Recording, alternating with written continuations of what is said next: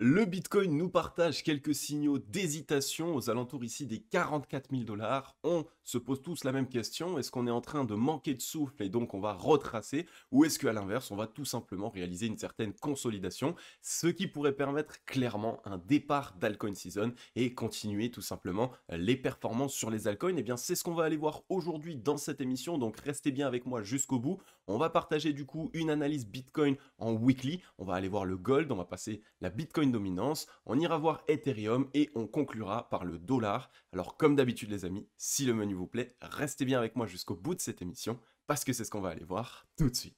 Even when you feel low, you can still go. Even when you feel slow, you can still go. Even when there's no hope, you can still go. I never answer to no, man, I still go.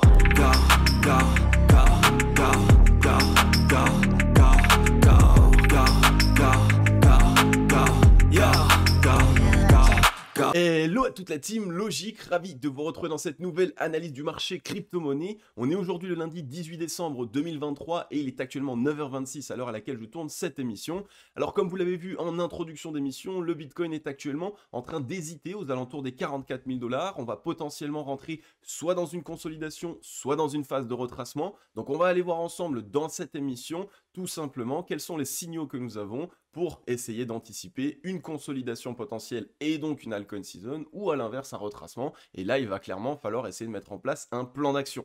Alors les amis, comme vous le savez, on est lundi. Qui dit lundi dit émission weekly. C'est un petit peu l'émission qui pour moi me tient le plus à cœur parce que c'est l'émission la plus complète. Je vais vous partager une analyse technique du Bitcoin à court terme, en 4 heures rapidement, voir qu'est-ce qu'il se passe. Je vais vous le partager également à moyen et à long terme. Donc ça permet d'avoir une vraie vision sur les semaines et les mois à venir. Qu'est-ce qu'il pourrait se passer sur le marché crypto-monnaie et surtout nous, en tant qu'investisseurs crypto, eh bien qu'est-ce qu'on peut réaliser sur nos portefeuilles. Donc restez bien jusqu'au bout de l'émission les amis et n'hésitez pas, si le menu vous plaît, à mettre dès l'entrée un gros like et un gros commentaire, ça fait extrêmement plaisir. Et vous allez voir, de toute façon, vers la fin de cette émission, je vais tout simplement vous faire un petit duel d'une crypto que je vais vous analyser. Est-ce que vous voudriez la numéro 1 ou la numéro 2? Eh bien restez avec moi jusqu'au bout pour pouvoir voter. On a un Bitcoin qui commence un léger retracement ce matin, moins 1,6%. On voit que ça entraîne également les altcoins. Est-ce que c'est quelque chose forcément de grave? Non, puisque tout simplement ce week-end, les altcoins ont surperformé par rapport au Bitcoin. Donc là, on est tout simplement en train d'essayer de recréer un certain équilibre. Donc le Bitcoin retrace 1,6%. On voit les alts qui sont légèrement moins forts ce matin. Ethereum qui retrace de quasiment 2%. On voit le Matic qui retrace de 5%. Solana avec moins 4,7%. On a le Polkadot également, moins 5,2%. On voit que c'est vraiment une correction plutôt groupée sur les alts. On a Atom Cosmos qui avait plutôt bien poussé également et qui maintenant retrace de 8,3%. On voit même Uniswap retracer de 4,7%. Donc maintenant, on va se poser cette question de est-ce que on vient faire un retracement sur les altcoins pour créer de la peur, mais finalement on va avoir une vraie poursuite, ou est-ce que on est vraiment ici sur un départ de retracement du Bitcoin qui pourrait tout simplement se répercuter sur les alts? Eh bien, c'est ce qu'on va aller voir tout de suite. Juste avant, les amis, cette émission est aujourd'hui sponsorisée par BitGet. Comme vous le savez, BitGet n'est pas un nouveau sponsor de la chaîne. Ça fait maintenant près de 1 an que nous travaillons ensemble. C'est pour moi aujourd'hui l'exchange centralisé, j'ai envie de dire, avec le plus d'outils, avec le plus de facilité qu'on puisse utiliser. Donc comme vous le savez, BitGet, ça permet tout simplement d'acheter ou de vendre des cryptoactifs de la manière la plus simple possible. Vous pouvez ici tout simplement acheter soit avec une carte de crédit, soit faire un dépôt bancaire et vous pouvez également tout simplement transférer des USDT sur BitGet et tout simplement acheter vos crypto-monnaies. Pour les traders également, c'est l'une des plateformes les plus complètes aujourd'hui. Elle propose toujours les effets de levier sans la nécessité de passer par un KYC. Donc il y a quand même ici beaucoup d'avantages. Et en plus de ça, comme vous le savez les amis, eh bien si vous voulez soutenir la chaîne avec toutes les émissions que je vous partage en ce moment, tous les résultats qu'on arrive à avoir en ce moment ensemble, eh bien vous pouvez tout simplement passer par le lien dans la description. C'est un lien affilié qui va vous permettre du coup de créer un compte BitGet et donc vous allez tout simplement obtenir 10% de réduction sur tous vos frais de trading et également un bonus en fonction du dépôt que vous allez réaliser. Donc n'hésitez pas les amis, ça soutient énormément la chaîne, mais surtout, eh bien, si vous cherchez un exchange centralisé simple d'utilisation sur lequel il y a vraiment tous les outils, eh bien BitGet aujourd'hui est l'exchange centralisé que je préfère et que je prône encore et encore. Ça fait plus d'1 an qu'on les met en avant. Au début, ils n'étaient pas encore extrêmement connus. En ce moment, ils sont en train de faire énormément parler d'eux. Donc je suis vraiment très content de pouvoir avoir cette collaboration avec BitGet. On va pouvoir passer maintenant sur le Scalpex Index. On y voit directement un Crypto Fear and Greed dans la joie 65. Donc on a légèrement retracé. Rappelez-vous, les semaines précédentes, on était plutôt dans la joie 70. Donc comme vous le voyez, une consolidation ou une hésitation sur le Bitcoin, ça vient vraiment faire extrêmement peur au marché crypto, donc on est toujours frileux. Et ça, c'est toujours évidemment tout simplement une information extrêmement importante et pertinente à prendre en compte, puisque quand le Bitcoin continue une tendance haussière, mais qu'une simple consolidation ou un léger retracement,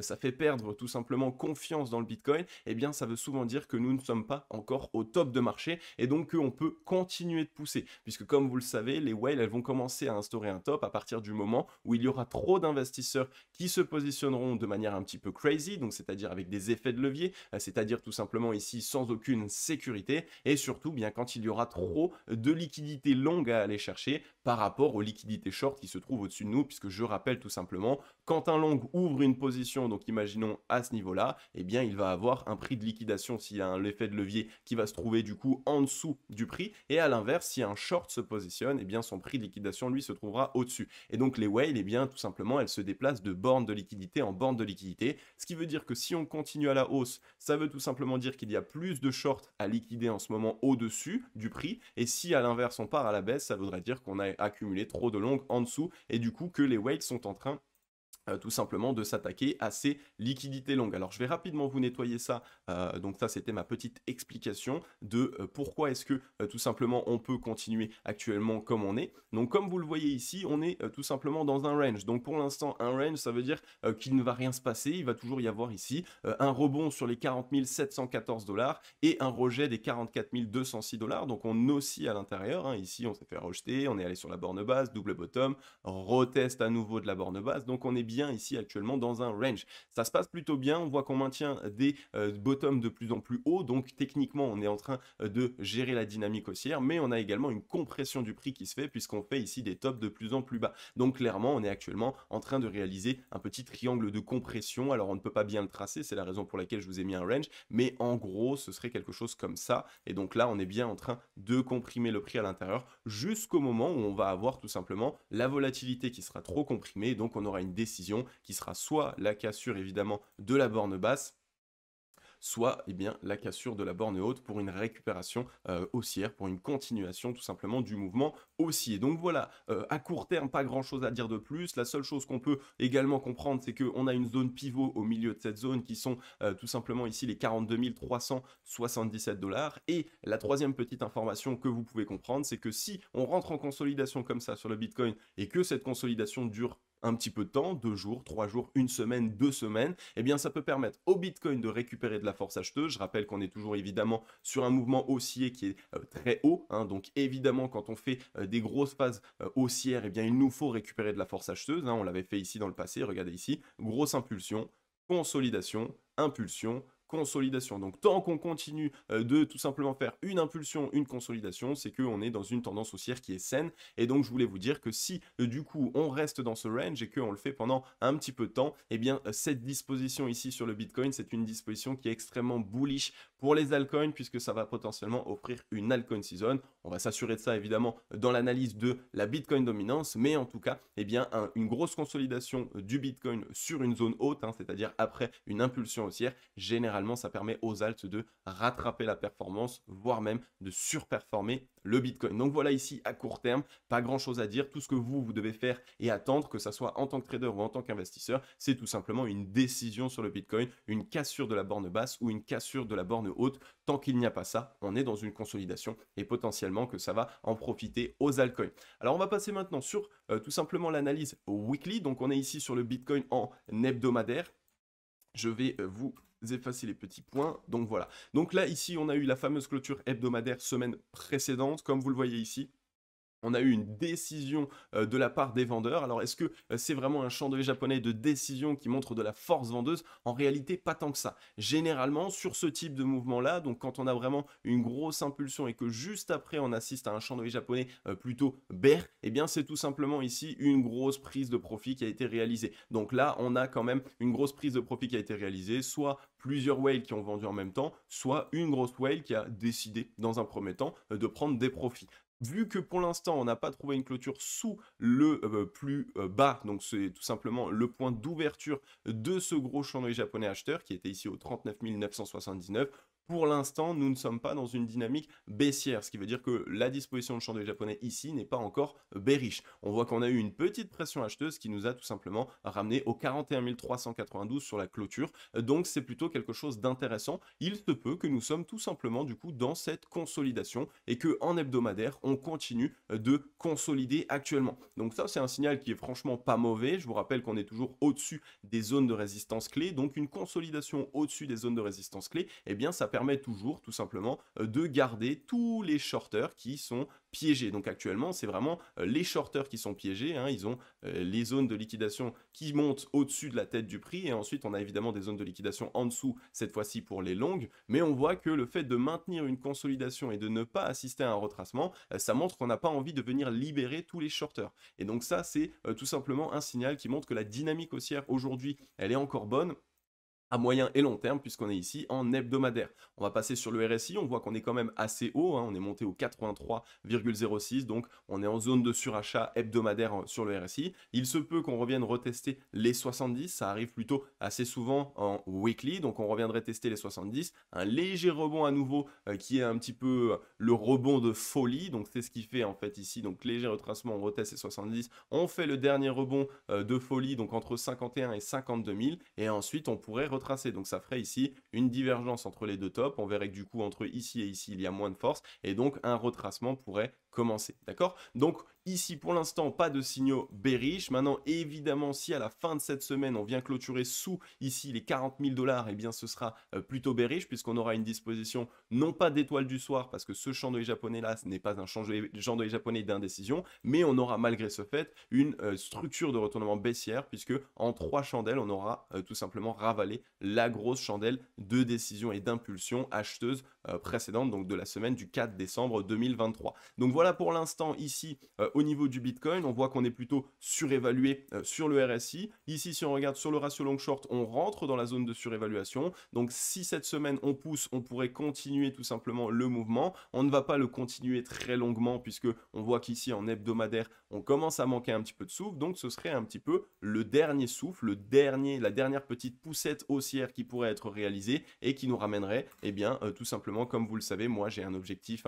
ici entre 51 et 52 000 $. Ça nous ramènerait en plus de ça dans la zone de rechargement vendeuse. Et donc on pourrait créer une belle frayeur à ce niveau-là. On récupère les liquidités short qu'il restait. Et il est vrai que si le prix revient dans cette zone, eh bien ici, on aura potentiellement beaucoup plus de liquidités longues cette fois-ci à commencer à aller chercher plutôt que de liquidités short ici, puisqu'il nous restera plus que le sommet, donc l'ATH précédent, à essayer de chercher. Ok, donc très intéressant de se dire qu'on pourrait légèrement continuer un petit peu plus haut. On a été rejeté des 0,5 de Fibonacci, c'est tout à fait normal. On va attendre la clôture hebdomadaire, tout simplement. Si on arrive à trouver clôture au-dessus des 42 213, alors c'est pour moi un retour zone de rechargement vendeuse. Si malheureusement on n'arrive pas et qu'on vient tout simplement trouver une clôture sous les 40 000 $, alors à ce moment-là, ce sera soit un retracement, soit une consolidation un petit peu plus importante. Ok, donc on a encore un tout petit peu de force dans le ratio long short. Souvent, on préfère marquer des tops dans la zone de surachat.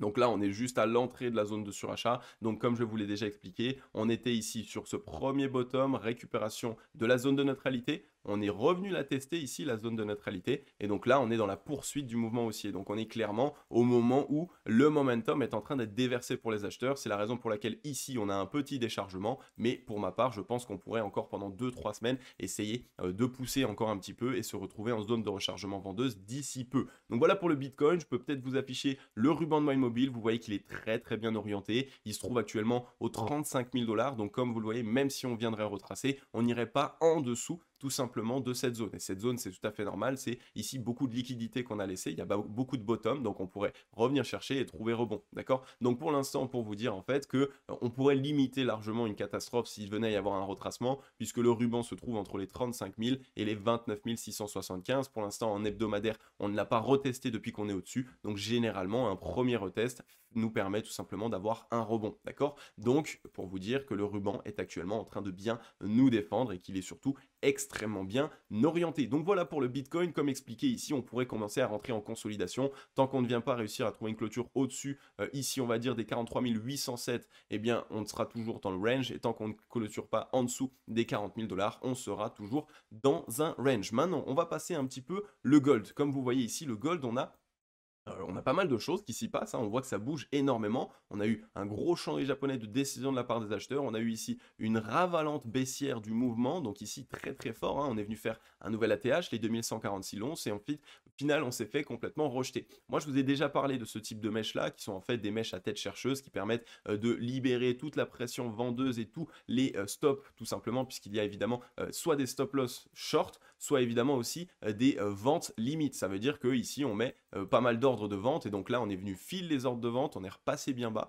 et donc à ce moment-là il va falloir tout simplement essayer d'aller défoncer ces personnes qui avaient posé leurs ordres limites. Donc on voit qu'on a quand même ici une réaction acheteuse qui se fait sur ce champ de japonais, puisque finalement on est revenu s'attaquer à une partie du champ de japonais précédent. On est venu faire une petite mèche au 1971, elle a été immédiatement rachetée pour trouver clôture au 2004. Donc en fait il est possible que là également le gold lui soit tout simplement dans un range ici à court moyen terme, hein. Je ne sais pas encore si on est sur du court terme ou sur du moyen terme, mais on voit que ici on pourrait être dans un range. Donc on est venu chercher les liquidités de la borne basse, donc on pourrait maintenant aller s'attaquer un petit peu à celle de la borne haute, excusez-moi, et donc continuer, commencer une consolidation, et une fois que la consolidation sera terminée, eh bien on pourra avoir une certaine décision. Vous le savez, pour moi le gold il est toujours assez fort, on a encore largement la force acheteuse nécessaire actuellement pour continuer de pousser et essayer d'aller chercher un nouvel ATH. Maintenant, à voir, est-ce qu'on va avoir besoin d'une consolidation? Ce serait encore plus bullish pour le gold, puisque ça ferait ça, retest de la zone de neutralité, et ici poursuite du mouvement. Donc là,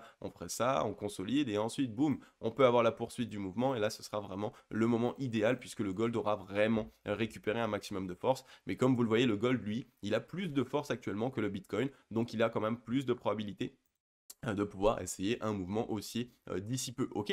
Donc intéressant pour le gold, comme vous le savez aussi, ce qui se passe sur le gold, c'est souvent annonciateur de ce qu'il pourrait se passer sur le Bitcoin. Donc là, sur le gold, on voit que ça fait 3 semaines, on est quasiment sur la 4e de consolidation actuellement, on reste dans les mêmes bornes, même si on liquide en haut et on liquide en bas. C'est souvent des signaux d'un départ de range assez important, donc si le gold peut se mettre à consolider, généralement ça peut être un signal que le Bitcoin risque lui aussi de rentrer en phase de consolidation. Maintenant, on peut passer sur la Bitcoin dominance. Donc la Bitcoin dominance extrêmement important. Comme vous le savez, on a dit depuis le départ que le Bitcoin est entré en consolidation, ou alors potentiellement qu'il va rentrer en consolidation. Et donc évidemment, si on veut s'assurer d'une altcoin season, il nous faut que la Bitcoin dominance chute. Une consolidation du Bitcoin plus une baisse de la Bitcoin dominance, c'est vraiment le signal phare pour nous assurer une Bitcoin dominance. Et donc pour l'instant, on voit qu'on a eu un signal qui est plutôt intéressant, qui nous emmène vers cette hypothèse d'une altcoin season, puisqu'on a eu ici la grosse mèche qui a été très fortement revendue. Donc clairement ici, une grosse vente en Bitcoin ici, donc par rapport aux alts. Ça montre que tout simplement, comme je vous l'ai montré tout à l'heure, je pense que cette semaine-ci ici est une semaine de déchargement. On a une prise de profit qui a été faite de la part de certaines whales, mais prise de profit, ça ne veut pas dire qu'elles quittent le marché crypto, ça veut tout simplement dire potentiellement qu'elles ont vendu des bitcoins et qu'elles ont utilisé ces liquidités pour acheter des altcoins. Et c'est ça qui fait qu'il y a pas mal d'alts qui sont en train d'exploser un petit peu en ce moment. Donc on est peut-être sur tout simplement une rotation. Vous le savez, en fait, le marché crypto-monnaie fonctionne par phase, donc on est peut-être dans une rotation de phase dans laquelle les gros portefeuilles commencent à prendre petit à petit des profits sur le Bitcoin et déversent leurs profits sur les altcoins. Donc c'est ça qu'on appelle une altcoin season, c'est quand les profits sont pris du Bitcoin et qu'ils vont tout simplement vers les alts. Donc maintenant, quand je vous ai parlé de cette mèche ici très intéressante qui a été immédiatement revendue, donc pression vendeuse assez importante, on voit également que c'est revenu tout simplement chercher entre guillemets les liquidités précédentes, hein. On est juste venu faire un petit sommet, une petite mèche à tête chercheuse. Alors là, évidemment, c'est de la Bitcoin dominance, donc c'est pas une analyse technique de la même manière, mais en tout cas, vous voyez le principe. Mais on voit surtout que la semaine précédente, donc ici celle du lundi 11, donc c'est cette analyse technique weekly qu'on est en train de réaliser, eh bien elle a été baissière. Donc là, on est sur une disposition presque d'étoiles du soir, puisqu'on a quasiment clôturé à la moitié du chandelier japonais précédent, légèrement au-dessus. Donc on est dans une disposition de chandelier japonais qui commence à être plutôt bearish. Et ça, c'est intéressant. Maintenant, si on regarde sur le MACD, on est sur une divergence baissière, deux divergences baissières. On est en train de s'attaquer à la zone de neutralité. Si on la franchit, c'est le moment où clairement il va y avoir une baisse un petit peu plus importante. Sur le ratio long short, ça fait une semaine, 2 semaines, 3 semaines, 4 semaines. Donc ça fait 4 tops techniquement qu'on est dans la zone de surachat. Alors là, j'ai voulu parler en semaine, mais c'est pas réellement en semaine, mais c'est plutôt en top. Donc on est clairement depuis ici, ici, ici, ici, on est en surachat et on n'arrive pas à mettre plus de force. Donc là, souvent, ça montre aussi que là, on est en pleine divergence baissière. Donc clairement, on va avoir déjà une nécessité de retester la zone de neutralité. Donc ça pourrait nous ramener au 48% de Bitcoin dominance. Et donc déjà, ce serait plutôt bullish pour nous, puisque ça permettrait clairement aux alts de commencer à se réveiller. Donc pour l'instant, sur la Bitcoin dominance, on a des signaux qui sont plutôt baissiers, mais ça ne veut pas dire que c'est baissier pour le Bitcoin ou quoi que ce soit. Ça veut tout simplement dire qu'on a pas mal de probabilités actuellement qui s'installent sur une hypothèse d'altcoin season qui pourrait essayer de se mettre en place incessamment sous peu. Maintenant, on va passer très rapidement Ethereum. Ethereum, pour l'instant, pas grand chose à dire à part que la clôture hebdomadaire de la semaine précédente est quasiment une ravalante baissière. Donc ça, c'est vraiment une disposition qui n'est pas extrêmement bull quand on est en hebdomadaire. On a eu un petit peu de volume vendeur malgré tout et surtout un petit peu plus de volume vendeur que le volume acheteur précédent. Donc on va surveiller un petit peu ça. Comme vous le savez, on vient de s'extraire d'une zone de résistance très importante. Donc ici, entre les 2100 $ et les 1766 $, c'est clairement une zone qu'on ne veut pas regagner à la baisse, puisque si on la regagne à la baisse, là, ce serait quand même assez bearish, étant donné qu'on aurait fait un triangle de compression, fausse cassure en haut, et finalement, eh bien, on vient s'attaquer aux liquidités en bas. Donc ça purerait, d'accord? Ça, ce serait très mauvais. Nous, il faudrait que, évidemment, on s'en prémunisse. Donc si vraiment on a quelque chose qui commence à montrer des signaux bears, il faudrait qu'on sorte de Ether pour pouvoir s'y repositionner entre les 1150 et les 1379. Pour l'instant, on n'en est pas du tout encore là, mais je préfère quand même donner les informations au cas où. Pour l'instant, on est toujours au-dessus de la ligne de coup. Je vous rappelle que la ligne de coup, elle est au 1950 de ce double bottom. Donc ici, là, tac, on serait dans un double bottom. On est venu casser la ligne de coup. Donc clairement, ça peut être juste un retest de la ligne de coup. Et si on la tient bien, on peut avoir une poursuite du mouvement haussier. D'accord? Et surtout, je vous rappelle que là, on était dans un triangle de compression depuis plus de 1 an et demi. Donc là, depuis 23 mai 2022. Et donc, évidemment, le fait d'avoir cassé à la hausse cette zone, c'est ici qu'on est à l'aube potentiellement d'un fort mouvement. Donc, on a vraiment juste envie, si on peut avoir le retest de la ligne de coup, là, ça peut être donc une très très bonne opportunité aux 2000 $. Et si on la tient bien, on pourrait avoir la poursuite du mouvement pour voir un Ether retourner entre, comme je vous l'ai déjà dit, mon objectif de garage zone aux 3000 $. Et sinon, il y a aussi la zone de rechargement vendeuse qui pourrait être entre les 3005 et les 3700 $. Surtout que Ethereum, comme expliqué, il est dans un triangle de compression depuis 1 an et demi. Donc clairement, on pourrait même peut-être essayer de faire un dépassement d'ATH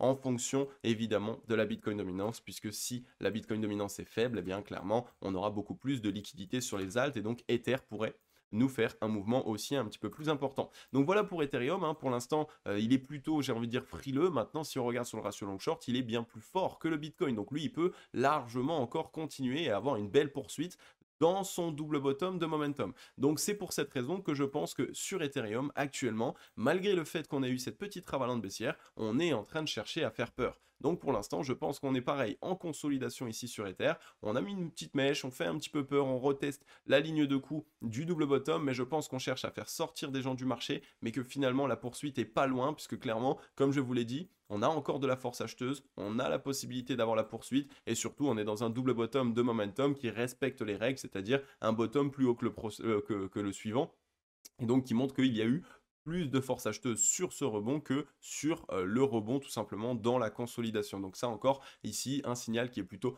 pertinent. Maintenant on peut se dire que voilà, on est revenu sur les 70, donc plusieurs possibilités. Soit on revient sur les 30 et ensuite on trouve le rebond pour avoir le surexcès acheteur, soit tout simplement on se reprend immédiatement et on essaye donc de repartir. Donc on va bien surveiller tout ça, on reste ici en zone de surachat actuellement sur le RSI, mais comme vous voyez sur le ratio long short, on est clairement encore pas mal armé, j'ai envie de dire, on a encore de la force acheteuse. Et maintenant, on va passer sur le dollar, et comme vous le voyez, le dollar, lui, il nous a envoyé un signal bearish, donc c'est plutôt toujours bearish sur le dollar, gros chandelier japonais ici de décision de la part des vendeurs, ça nous a ramené des 104,029 jusqu'aux 102,56 points. On voit surtout qu'en un seul chandelier, on a ravalé les 2 semaines précédentes et on est venu trouver clôture quasiment sous le plus bas de la semaine du 27 novembre 2023. Donc ça, c'est très souvent un signal qui est bearish et donc qui annonce une continuation, une poursuite du mouvement baissier. On avait déjà eu ça à peu près. Donc là, gros mouvement baissier, gros mouvement haussier, ravalante du mouvement baissier. Donc là, on voit, on a un petit peu de mal, mouvement haussier, ravalante. Donc on voit que clairement, actuellement, le dollar est dominé par les vendeurs et que toutes les personnes qui essayent d'acheter du dollar se font complètement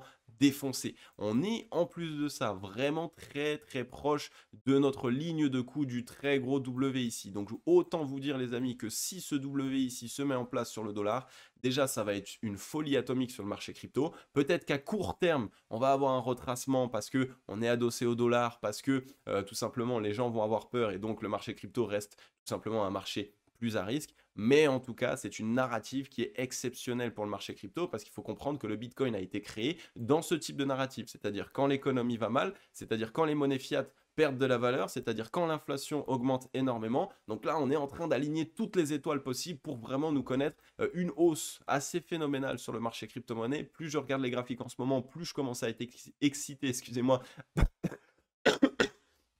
par ce qu'il se passe, j'en tousse carrément. Donc tout simplement pour vous expliquer, ici on voit qu'on est potentiellement dans un double top, donc vous le savez, qui respecte très bien les règles, c'est-à-dire un top ici qui est plus haut que le suivant. On est pour l'instant en train tout simplement d'essayer de s'attaquer au bottom précédent. Donc si ici on arrive bien à casser la ligne de coup des 100 points, donc des 101 points jusqu'aux 100,80 points, alors le double top, excusez-moi, se confirmerait et on pourrait avoir un retour premièrement aux 95 points, deuxièmement en bas de range où on pourrait revenir chercher les 88 points puisqu'en fait vous voyez on est ici dans un range sur le dollar depuis le 19 décembre 2016, ça fait très très longtemps, on a fait une fausse cassure haussière et on est en train de réintégrer sous forme de double top.